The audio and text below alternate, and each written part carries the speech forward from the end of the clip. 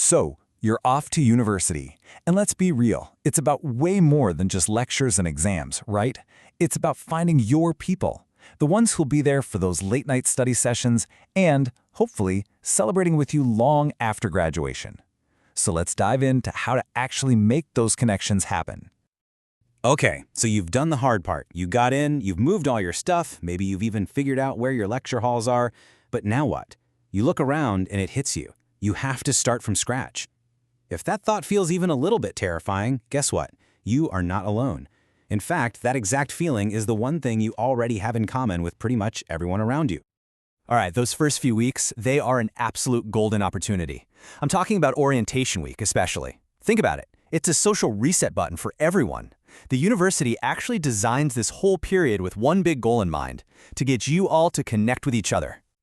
Seriously, this is the single most important thing to get your head around. That person you're sitting next to at a welcome talk, the one you awkwardly pass in the dorm hallway, they're all feeling that exact same mix of excitement and, oh my gosh, what am I doing? They all want to make friends. This shared vulnerability, that's your secret weapon. So how do you actually make the most of this time? Well, step one is literally just showing up. Go to the workshops, the mixers, the campus tours, all of it. But once you're there, don't just hang back. Be the person who says hi first. I promise you the other person will probably be so relieved you did. And hey, keep an open mind. Your future best friend might be studying something you've never even heard of. Okay, so orientation, that's just the starting pistol. Now the real fun begins. Being proactive and finding the places where your kind of people are already hanging out. It all comes down to finding those shared passions.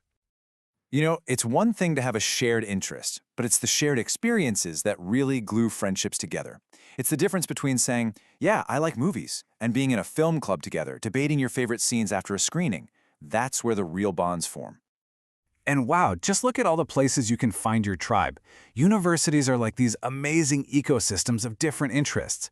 Whether you're into sports, debating, connecting with your culture, or something super niche like a board game society, there is a group for you. And definitely do not skip the student fairs. Think of it like a buffet of potential friend groups. And hey, let's not forget about the actual, studying part. But you can turn this into social time too.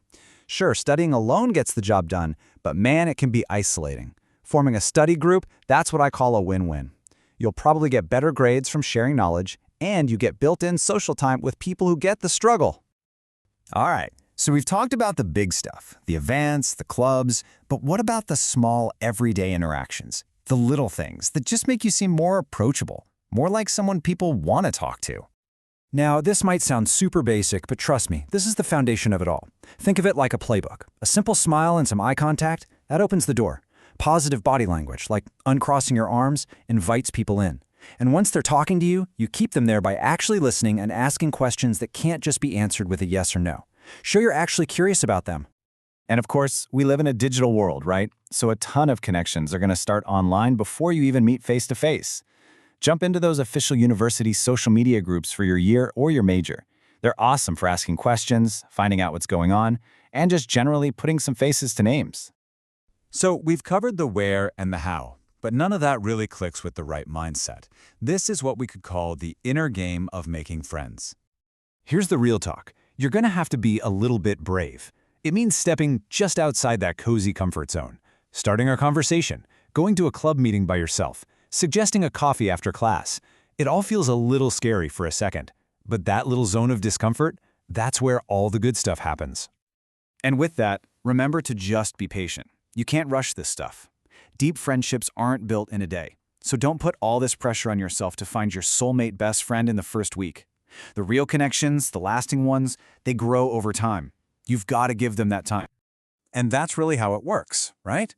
It's a journey, not just one moment. It can start with a simple hello during orientation. A month later, you bump into them at a club meeting. That turns into a desperate, caffeine-fueled study session before midterms.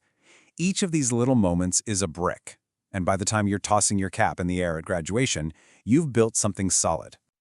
So when you boil it all down, this is probably the most important thing to remember. It's not just about finding friends, it's about being a friend. It's a two-way street. You have to invest in people, be supportive, be kind, show up for them. That is the real secret sauce to any great friendship.